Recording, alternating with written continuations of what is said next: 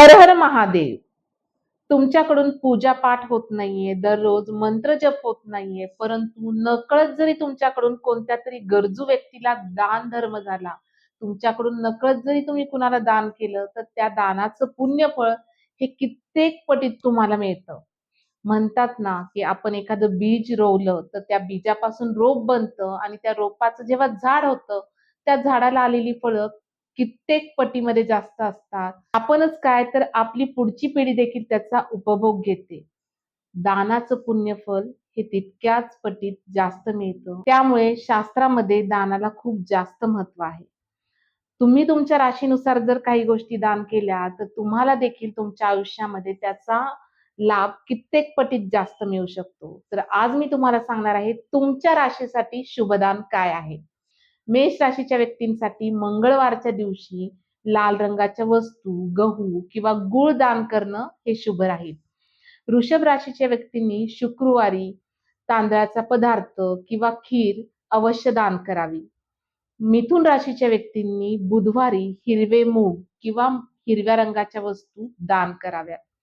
कर्क राशीच्या व्यक्तींनी सोमवारी दुधाचा पदार्थ, खीर, पनीर किंवा पांढऱ्या रंगाच्या वस्तू अवश्य दान कराव्यात. सिंह राशीच्या व्यक्तींनी रविवारी गहू, गुळाचा पदार्थ किंवा लाल रंगाच्या वस्तू अवश्य दान कराव्यात. कन्या राशीच्या व्यक्तींनी अन्नदान करणं हे त्यांच्यासाठी खूप शुभ राहील. बुधवारच्या दिवशी हिरवे मूग, हिरव्या रंगाच्या वस्तू देखील तुम्ही दान करू शकता. तुळ राशीच्या व्यक्तींनी शुक्रवारच्या दिवशी तांदळाची खीर किंवा दुधाचे पदार्थ दान करणं शुभ राहील. वृश्चिक राशीच्या व्यक्तींनी मंगळवारच्या दिवशी मसूर डाळ किंवा लाल रंगाच्या वस्तू दान कराव्यात. धनु राशीच्या व्यक्तींनी गुरुवारी केळी, हरभरा डाळीचे पदार्थ किंवा पिवळ्या रंगाचे वस्त्र अवश्य दान करावेत.